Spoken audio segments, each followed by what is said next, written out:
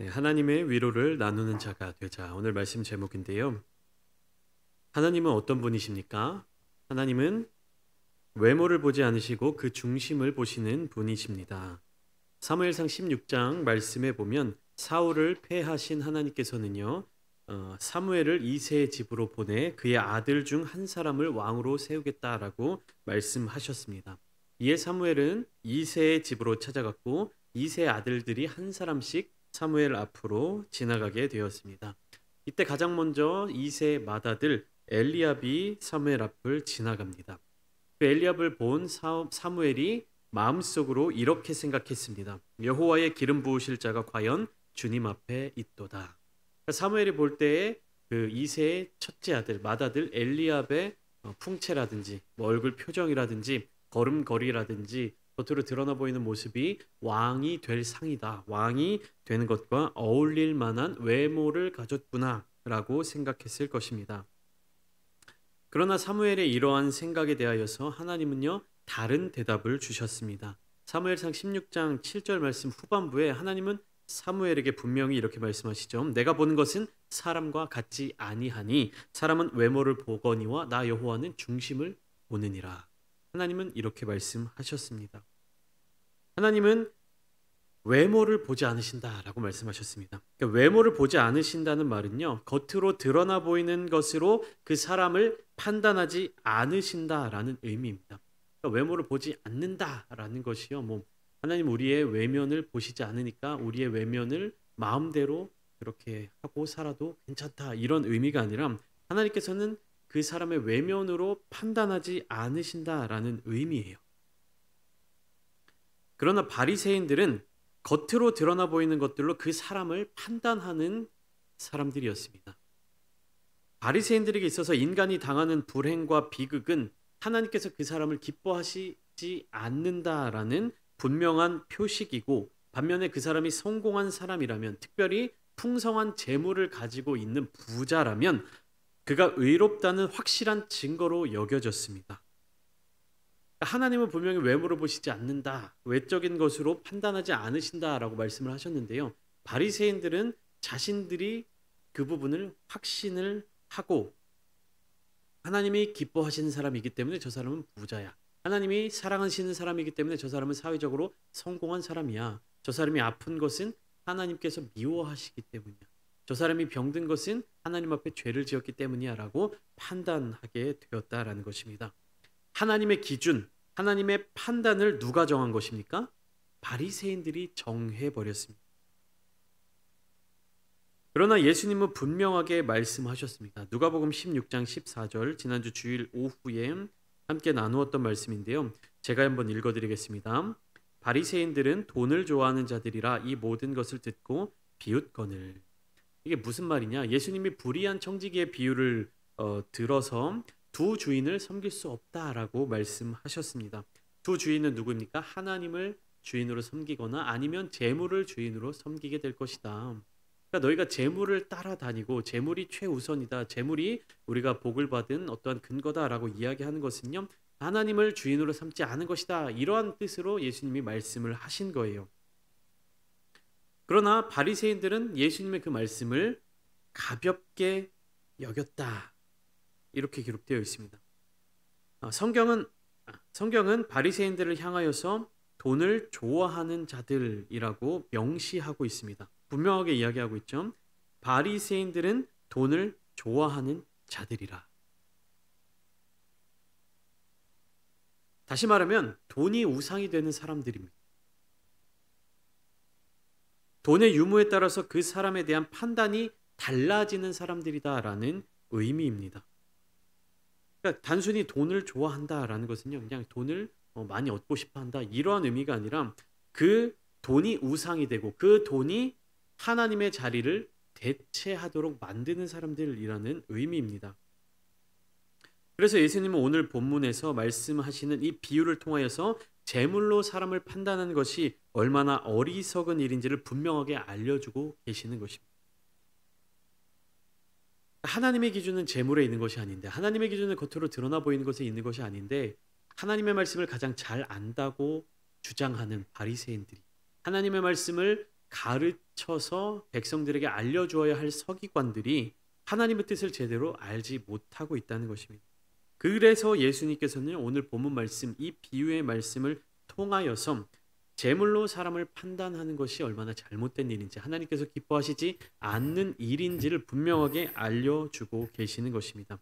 19절 말씀으로 비유가 시작되는데요. 이렇게 기록되어 있죠. 한 부자가 있어 자색 옷과 고운 베옷을 입고 날마다 호화롭게 즐기더라. 이 비유의 말씀이 시작되는 분위기는요. 16장 1절의 말씀이 시작되는 분위기와 비슷합니다. 불의한 청지기의 비유가 시작되는 첫 문장이었죠. 그렇기 때문에 이 16장 19절로부터 시작되는 부자와 나사로의 비유는 역시 재물에 관한 비유인 것을 우리가 알 수 있는 것입니다. 한 장, 누가복음 16장이라고 하는 이 구조 안에서 서로 비슷한 첫 시작을 발견할 수 있게 되는 것이죠. 19절 말씀은 이 등장인물 중에 한 사람을 소개하는 장면으로 기록되어 있는데요. 부자에 대하여서 설명하고 있습니다. 무엇과 무엇으로 설명하고 있냐면 먼저 그가 입고 있는 옷에 대해서 자색 옷과 고운 베옷을 입고 있다라고 설명하고 있습니다. 그러니까 화려한 의복과 호화롭게 즐기는 삶의 모습을 소개하고 있는 것이에요. 자색 옷은요. 왕궁에서 입는 옷입니다. 그러니까 왕궁 내의 사람들이 입는 옷입니다. 왕이라든지 왕의 가족들이라든지 혹은 왕의 신하들이라든지 왕궁을 의미하는 색이 자색 옷입니다. 우리가 에스더서를 함께 나누면서 잠깐 이 말씀을 드린 적이 있습니다. 그리고 고운 베옷은요. 무엇이냐면 일반적인 사람들은 입을 수 없는 어떤 고급 재료 혹은 고급 기술력이 들어간 값비싼 옷을 의미합니다.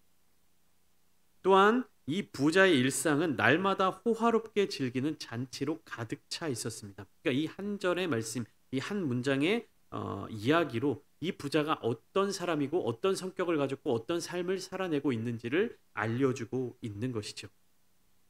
이 부자는 자기를 자랑하고 자기를 꾸미고 자기의 육신의 만족을 위하여서 모든 것들을 다 하는 사람이었다라는 것을 우리가 알 수가 있는 것입니다. 반면에 20절부터 21절 말씀은요. 부자와 대비되는 나사로의 모습을 소개하고 있습니다. 나사로는요. 특이한 것이 이름이 기록되어 있어요. 부자는 이름이 기록되어 있지 않습니다. 나사로는 이름이 기록되어 있어요. 이 나사로라고 하는 이름의 뜻은 어떤 의미를 가지고 있냐? 하나님이 도우셨다라는 의미를 가지고 있습니다. 나사로라는 이름의 뜻은요. 하나님이 도우셨다라는 의미입니다. 그러나 나사로의 모습, 그의 겉으로 드러나는 모습들은요. 하나님이 전혀 도와주시지 않으시는 것만 같습니다. 하나님의 도움을 한 번도 받지 못한 사람의 모습처럼 나타나고 있는 것을 우리가 알 수 있습니다. 그리고 또한 바리새인들의 기준에 따르면 이 나사로의 모습은요. 하나님의 도움을 받는 사람이 아니라 오히려 하나님의 심판을 받은 사람처럼 보여요. 왜 그렇습니까? 일단 거지예요. 가난한 사람 중에서도 가장 가난한, 더 가난한 그러한 사람이었습니다. 모아놓은 재산이 있기는커녕 당장에 자기가 그날 먹을 양식조차 자기 힘으로 구할 수 없는 사람이었습니다. 그리고 몸도 굉장히 아픈 것처럼 이제 보입니다. 보시면 질병이 있는 것 같아요. 개들이 와서 그 헌대를 핥더라. 그 헌대라고 우리 20절에 헌대 투성이로 그의 대분 앞에 버려졌다라고 하는 것은요. 사회적으로 제 기능을 하지 못한다라는 거죠. 누구 하나라도 데려다가 이 사람을 일꾼으로 쓰거나 품꾼으로 쓰거나 종으로 쓰거나 할 수 없는 그런 지경에 이르렀다라는 것입니다. 누가복음 15장에 나타나는 탕자, 우리가 소위 말하는 탕자, 그 아버지의 재산을 가지고 먼 이웃 나라로 떠난 그 둘째 아들, 그 둘째 아들이 아버지의 재산을 허랑방탕하게 다 사용한 뒤에 어떤 삶을 삽니까? 그 이방인의 돼지를, 짐승을 치는 그러한 일을 하게 되었죠. 그렇게라도 자기의 먹을 것을 구하려고 하는 그런 둘째 아들의 모습을 우리가 봤는데, 여기에 등장하는, 이 비유에 등장하는 나사로는요, 그것조차 할 수 없는 사람이었다라는. 그러니까 대문 앞에서 버려져 있었다. 그러니까 나사로를요, 바리새인들의 기준에 따라서 보면 복을 받은 사람 혹은 저주를 받은 사람, 이 기준으로 살펴보게 되면 가난하고 질병 있고 정말 아무것도 생산적인 삶의 모습이 없는 이런 사람의 모습이기 때문에 어떻습니까? 하나님 앞에 큰 죄를 지은, 하나님 앞에 설 자격이 없는 그런 사람처럼 보이는 것이 본문에 소개되고 있는 나사로의 모습입니다. 나사로는요, 부자가 나누어 주는 음식으로 배를 채우지 못했습니다. 자기 능력으로는 먹을 것을 구할 수 없는 사람이었는데요. 부자가 나누어 주는 음식으로 배를 채운 것이 아니라 무엇으로 배를 채웠냐면 21절 말씀을 보면 부자의 상에서 떨어지는 것으로 배를 불리려고 했다라는 것입니다. 그러니까 상에서 떨어지는 것, 버려지는 음식, 날마다 잔치를 하는데 그 잔치의 자리에 수많은 음식들이 차려지고 다 먹지 못하니까 버려지고, 그 버려진 음식으로 자기의 배를 채우려고 하는 모습이 나타나고 있는 것입니다. 그리고 그는 개들이 와서 그를 괴롭히는데도 쫓아낼 수 있는 힘조차 없었던 것으로 보입니다. 그러니까 개들이 와서 그 헌대를 핥았다라는 것은요, 계속 나사로를 자기 먹잇감으로 보고 괴롭히고 있는 것입니다. 그런데 그 개들조차 쫓아낼 수 없는 그러한 어려운 상황 가운데 빠져 있었다라는 것입니다. 부자의 모습과 나사로의 모습이 극단적으로 달라진 채 소개가 되고 있는 것입니다. 그러니까 이 세 절에 걸쳐서 두 사람의 생전의 모습을 간단하게 묘사한 뒤에 비유의 말씀은 곧바로 두 사람의 죽음에 대해서 소개하고 있습니다. 그러니까 이야기의 주 무대는요, 생전 살아있는 당시의 모습이 아니라 무엇입니까? 죽고 난 이후의 삶의 모습이 본격적인 이야기의 시작인 것입니다. 나사로의 죽음은 어떻게 소개되고 있습니까? 이에 그 거지가 죽어 천사들에게 받들려 아브라함의 품에 들어갔다라고 소개되고 있습니다. 부자는 어떻게 죽었다라고 기록되어 있습니까? 다른 소개가 없이 부자도 죽어 장사되었다라고 소개되고 있습니다. 이것은요, 사실 영적인 세계, 영적인 기준에서 바라보는 모습입니다. 그러니까 영적인 기준에서 바라볼 때 거지는 죽어서 천사들에게 받들려서 아브라함의 품, 즉 천국으로 올라갔고, 부자는 죽어서 그냥 땅에 묻혔다, 땅에 장사되었다라는 것입니다. 그러니까 이 성경의 비유의 말씀은요, 이 영적인 시선을 통해 바라보는 모습입니다. 그러면 이 두 인물의 죽음에 대해서 땅에서 바라보는 모습은 어땠을까요? 그러니까 영적인 시각으로 바라봤을 때 거지 나사로는 천사들에게 받들려서 하늘로 올라가고 부자는 땅에서 장사되었습니다. 근데 영적인 시선이 아닌 우리가 이 땅에서 바라보는 그 시각으로 두 사람의 죽음을 상상해 보면 어떻습니까? 부자는 아마도 화려한 장례식의 절차들을 따라 그 과정들에 의해서 땅에 묻혀졌을 것입니다. 그러나 나사로는 어떻습니까? 어떻게 죽었는지, 누가 그의 장례를 치러 주었는지, 누가 그의 시신을 수습해 줬는지 전혀 알 수 없는 노릇입니다. 아마도 제가 묵상하면서 깨달은 바는 어딘가에 그의 시신이 버려졌지 않았을까. 그러니까 제대로 장례 절차도 치러지지 못했을 것이다. 저는 그렇게 결론을 내렸습니다. 그러니까 땅에서의 장례 절차를 한번 상상해 보는 거예요. 날마다 잔치를 베풀고 호화롭게, 그리고 자색 옷과 고운 베옷을 입고 살아갔던 부자가 죽었을 때 그의 장례 절차가 어땠겠습니까? 그리고 후반부를 들어보면 알겠지만 그에게는 5 형제가 또 있었습니다. 그러니까 이렇게 이 땅에서 잘 먹고 잘 살았던 부자의 장례식은요, 굉장히 호화롭게 치러졌을 것이. 그리고 나사로는요, 그 자리 가운데 세상 누구보다도 비참한 죽음을 맞이했을 것입니다. 그런데 성경은 예수님의 비유의 말씀 속에서 예수님은 이 두 사람의 죽음에 대해서 어떻게 이야기하고 있습니까? 이 땅에서의 기준대로 말씀하고 계시지 않으세요. 나사로는 천사들에게 받들려 아브라함의 품에 들어갔는데 부자는요, 그냥 죽어 장사되었다. 단 2마디로 끝내버립니다. 죽어 장사되었다. 그 장사 지내는 과정이 얼마나 화려하고 얼마나 성대하게 치러졌고 얼마나 대단하게 그 과정이 진행되어 있는지를 전혀 설명하지 않고요, 죽어 장사되었다. 끝. 부자의 죽음은요 그렇게 끝나버립니다. 그러니까 이 두 사람의 죽음의 모습이요 땅에서의 모습과 하늘에서의 모습이 각각 다르게 나타나고 있다는 사실을 우리는 깨달아야 되는 것이에요. 그냥 단순히 성경 말씀 속에서 거지는 죽어서 천사들에게 받들려 하늘로 올라갔고 부자는 죽어 장사됐구나. 그냥 둘 다 죽었구나. 이렇게 이해하고 끝나는 것이 아니라 이 두 사람의 죽음이 어떠한 과정 속에서 이 땅에서 진행되어 갔는지, 그리고 영적인 세계, 저 천국에서 하늘의 시선으로 바라볼 때 어떤 모습인지를 우리가 묵상할 수 있어야 되는 것이에요. 그리고 이 두 사람의 죽음의 모습은요 땅에서의 모습과 하늘에서의 모습이 각각 다르다라는 사실을 알아야 합니다. 두 사람이 살아있을 동안에는요 어떠한 모습이 이루어져 있었을까요? 아마도 나사로가 부자의 집 앞에 엎드려져서 부자의 집을 올려다보고 있었을 것입니다. 그리고 부자는요 잔치자리에 높은 곳에 앉아서요 함께 잔치에 참여한 사람들을 내려다봤을 것입니다.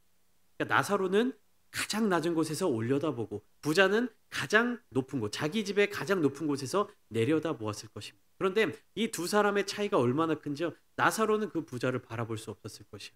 부자의 높은 집 벽에 가로막혀 있었을 것이고요. 그 안으로 들어간다는 것은 상상할 수조차 없었을 것입니다. 부자 또한 마찬가지죠. 잔치의 자리 가운데 저 길바닥에 버려져 있는 나사로를 발견하지 못했을 것입니다. 발견할 필요도 없었을 것입니다. 그러나 죽음 이후에 두 사람의 모습은 완전히 달라졌습니다. 그 차이를 가늠할 수 없을 정도로 달라졌어요. 그러니까 살아있는 동안에도 그 두 사람의 위치적인 차이는요 좁힐 수 없을 것만 같은 자리였어요. 큰 호화로운 대저택, 그 부자의 집의 가장 높은 곳에 앉아있는 사람과 그 집에 들어가지조차 못한 가장 가난한 가장 낮은 곳에 있는 나사로. 그런데요 두 사람이 죽고 난 이후에는요 그 차이가 더욱더 멀어져 버렸어요. 그런데 어떻게 달라졌습니까? 거지 나사로는 가장 높은 아브라함의 품 안에 안겨 있었고요. 부자는 어디에 있었습니까? 가장 낮은 곳에, 불꽃 가운데, 음부에서 고통 중에 있었다라고 이야기합니다. 살아있는 동안에 있었던 위치가 죽고 난 뒤에 완전히 바뀌어 버린 것을 우리는 알 수 있습니다. 부자는 여기에서 나사로의 이름을 부르고 있죠. 24절 볼까요? 불러 이르되 아버지 아브라함이여 나를 긍휼히 여기사 나사로를 보내어 그 손가락 끝에 물을 찍어 내 혀를 서늘하게 하소서. 그러니까 살아있을 때는 나사로는요 그 부자의 얼굴을 볼 수 없었습니다. 보지 못했습니다. 그런데 죽고 난 이후에 가장 낮은 곳에 음부에 있던 부자는요 나사로의 얼굴을 보았습니다. 보고 그의 이름을 불렀습니다. 그러니까 이 말은 무슨 말이냐? 부자는요 살아있는 동안에 나사로가 그의 집 앞에서 구걸하는 것을 아마도 알고 있었을 것이다. 그러니까 나사로가 그곳에 있는 것을 몰랐기 때문에 이 나사로를 구제하지 않았다. 나사로를 위로하지 않았다. 이렇게 해석할 수가 없는 것이. 왜냐하면 나사로의 이름을 알고 있었다는. 나사로가 그곳에 있는 것을 알고 있었음에도 불구하고 부자는요 나사로를 돕지 않았습니다. 구제하지 않았습니다. 그에게 음식을 대접하지 않았습니다. 이 부자는요 살아있을 때의 모습 그대로 죽은 후에 이어질 것으로 생각했을 것이에요. 왜 그렇습니까? 바리새인들의 가르침이 그랬습니다. 바리새인들의 생각이 그와 같았습니다. 이 부자는요 바리새인을 의미하는 것일지도 모릅니다. 바리새인과 서기관들, 그 시대 유대인들의 생각을 대변하고 있는 것일지도 모릅니다. 살아있는 동안 누렸던 그 모든 것들이 죽은 이후에도 그대로 이어질 것이다 라고 생각했을지도 모릅니다. 바리새인들의 생각이 그러했으니 바리새인들은요 예수님의 이 비유의 말씀이 처음 시작될 때 그들 자신을 이 부자와 동일시했을 것이에요. 사회적 위치에 명망 있는, 존경받는, 또 부를 축적한 사회적인 위치를 봤을 때 이 비유의 말씀 속에서 이 부자 정도면 나와 같지, 뭐 나처럼 생각할 수 있지. 이 땅에서 부유함을 누리는 것은 하나님의 축복이며 하나님을 잘 믿는 것에 대한 증거라고 생각했을 것입니다. 자신들이 인정받을 수 있는 근거라고 생각했을 것입니다. 그러나 비유의 중간 부분인 바로 이 시점까지 이르면 그 생각이 깨져버리는 것을 경험하게 되었을 것입니다. 여러분 어떠십니까? 이 땅에서 잘 먹고 잘 사는 것, 사회적으로 좋은 위치에, 높은 위치에 있는 것, 다른 사람들에게 존경받으면서 살아가는 것, 그것이 하나님의 기준이라고 생각하십니까? 하나님께 사랑받는 기준이라고 생각하십니까? 하나님이 인정하시는 사람의 기준이라고 생각하십니까? 혹은 바꾸어서 하나님께 사랑을 받으면 내 삶이 지금보다 더 나아질 수 있다고 믿으십니까? 여러분, 그 생각을 버려야 합니다. 우리가 복을 받고 우리가 이 땅에서 어떠한 모습으로 살아가는 것은요, 우리가 생각하는 기준이 하나님의 기준과 다를 수 있습니다. 우리가 생각하는 이 땅에서 하나님의 사랑을 받는 삶의 모습이 하나님이 실제적으로 사랑하시는 사람의 모습과 다를 수 있다는 것을 우리는 깨달아야 하는 것입니다. 우리가 세워놓은 기준들이 얼마나 많습니까? 그리스도인으로서 잘 살아가면, 하나님을 잘 믿는 사람이라면 어떠한 삶을 살아야 한다라는 그 기준들이 우리의 머릿속에 박혀 있잖아요. 신앙생활을 얼마 이상 하면, 몇 년 이상 신앙생활을 하면, 혹은 어떠한 직분을 가지면 어떠한 모습으로 살아간다라는 것이 우리의 머릿속에 각인되어 있지 않으십니까? 교회 내에서 어떠한 직분을 받고 그 직분을 가지고 살아가면 정말 이 세상 가운데서 부유함과 명예와 어떠한 것을 누리면서 살아간다라고 여러분들 무의식에는 그렇게 자리 잡고 있지는 않으십니까? 제가 참으로 안타까운 어떤 사례를 하나를 봤어요. 뭐냐면 이제 교회에서 임직식이 있습니다. 직분을 세우는 거예요. 장로님, 권사님, 완수집사님 이렇게 세우는데요. 이렇게 이번에 이렇게 장로님으로 좀 세운 후보자로 하시는데 어떻게 하시겠습니까? 자, 이번 임직식 때 장로로서 세움을 받으시겠습니까? 이렇게 전사님들이 물어보시는데요. 저는 돈이 없어서 임직은 못 받을 것 같습니다. 저는 가진 게 없어서 임직은 못 받을 것 같습니다. 전 사회적으로 성공하지 못해서 장로는 못 될 것 같습니다. 이렇게 말씀하시는 분들이 계셨다라는 거예요. 여러분 어떠십니까? 여러분들 머릿속에, 여러분들 마음속에 교회 내에서 인정받고 교회 내에서 덕망 있는, 혹은 하나님을 잘 믿는다라고 생각하는 사람들의 어떤 표준적인 그런 모습들이 그려지지 않으십니까? 그 생각을 깨버려야 돼요. 겉으로 드러나 보이는 모습, 사람의 기준으로 판단할 수 있는 그 모습으로요, 하나님을 사랑하는 마음을 구별할 수 없는 것이에요. 그 기준은 누구에게만 있는 겁니까? 하나님께만 있는 것입니다. 25절에 아브라함은 이렇게 이야기합니다. 아브라함이 이르되 예 너는 살았을 때 좋은 것을 받았고 나사로는 고난을 받았으니 이것을 기억하라. 이제 그는 여기서 위로를 받고 너는 괴로움을 받느니라. 25절의 말씀은요, 단순히 이 땅에서 좋은 것을 누렸기 때문에 이후에 괴로움을 겪거나 이 땅에서 고난을 당했기에 이후에 위로를 받는다는 의미가 아니에요. 그러니까 보상을 받는다라는 그런 의미가 아닙니다. 이 부자와 나사로는 살아있을 동안에 같은 공간에 있었습니다. 그러나 부자는요, 나사로를 돌보지 않았고 그를 자기의 집으로 들이지 않았습니다. 이웃을 돌보지 않은 부자는 하나님께 심판을 받았으며 아무에게도 위로를 받지 못했던 나사로는요, 누가 위로하셨냐면 하나님이 위로하셨습니다. 하나님의 위로를 받게 되었습니다. 사랑하는 성도 여러분, 이 땅에서 너무 위로받으려고 하지 마세요. 이 땅에서 너무 위로받고자 내 마음이 누군가에게 위로를 받아야지, 내가 이 삶의 어떠한 여건에 있어서 누군가에게는 보상을 받아야 되지, 누군가는 나를 이해해 줘야 되지, 여기에 너무 목매지 마세요. 우리는요, 위로받는 자들이 아니라 위로하는 성도들이 되어야 합니다. 그러니까 아무런 위로를 받지 말아라 이런 말씀을 드리는 것이 아니에요. 우리가 위로를 받는 것은요, 하나님의 위로하심을 받아야 하고요, 또한 우리가 다른 사람을 위로할 수 있는 자가 되기 위한 위로를 받아야 되는 것이, 그러니까 사랑도 위로도 받아본 사람이 줄 수 있다라는 얘기가 있잖아요. 그것과 마찬가지로 우리가 무엇인가 위안을 얻고 무엇인가 보상을 얻고 무엇인가 내가 추구하는 것을 얻기 위하여서 신앙생활을 하는 것이 아니라 무엇입니까? 우리는 위로하는 자들이 되어야 합니다. 이것을 나누기 위하여서 하나님의 위로를 받는 사람들이 되어야 하는 것이에요. 하나님의 위로하심, 하나님의 보호하심, 하나님의 복 내려주심을 우리는요, 그것을 나누기 위해서 받아야 되는 것이지, 나를 자랑하기 위해서, 나를 드러내기 위해서, 나를 내세우기 위해서, 나를 높이기 위해서 그것을 추구하며 살아가면 안 된다라는 것입니다. 로마서 12장 15절 말씀은 이렇게 이야기하고 있는데요. 즐거워하는 자들과 함께 즐거워하고 우는 자들과 함께 울라. 우리는 이웃들을 돌아보아야 합니다. 하나님이 우리를 위로하셨던 것처럼 우리는 우리의 이웃들을 위로할 수 있어야 하는 것입니다. 여러분, 우리가 이 땅에서 누군가로부터 위로받지 못한다면, 내 마음 가운데 그런 억울함이 있다면, 내 마음 가운데 그러한 어려움이 남아 있다면, 여러분 그것으로 마음에 원망을 갖지 마세요. 사람의 위로를 받지 못한다면 누가 위로하십니까? 하나님이 반드시 위로해 주십니다. 이 땅에서 누구에게도 관심받지 못하고 누구에도 위로받지 못하고 누구에게도 구원받지 못했던 나사로가 죽은 이후에 어떻게 됩니까? 저 천국 아브라함의 품에서 주님과 함께하는 가장 큰 위로를 얻었습니다.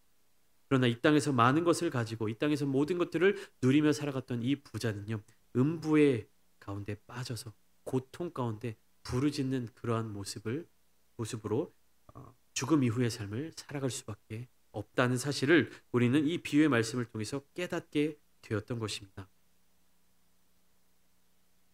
사랑하는 성도 여러분, 위로하는 자들이 되십시오. 위로를 나누는 자가 되십시오.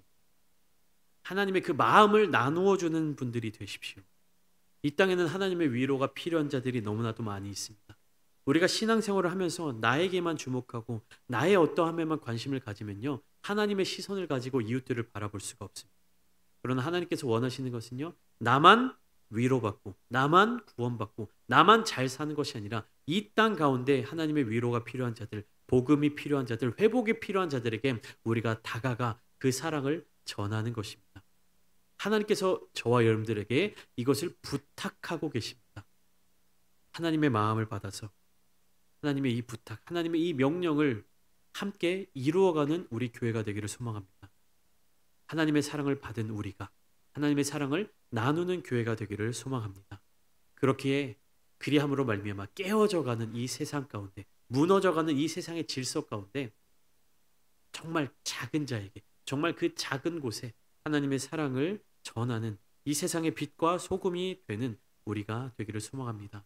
오늘 이 시간 함께 기도하실 때 하나님, 우리가 주님께 받은 그 사랑 기억하게 하시고 주님께 받은 그 위로 기억하게 하시고 하나님의 그 사랑과 위로를 작은 것으로 치부하는 것이 아니라 나의 마음 가운데 가장 큰 것으로 여기며 그 사랑과 위로를 전하는 자들이 되게 하여 주시옵소서. 내가 그 사랑의 전달자가 되겠습니다. 내가 그 위로의 통로자가 되겠습니다. 하나님, 우리 교회를 주님의 그 사랑을 전달하는 귀한 교회로 사용하여 주시옵소서. 함께 기도하시는 저와 여러분들이 되시기를 예수님의 이름으로 축원합니다.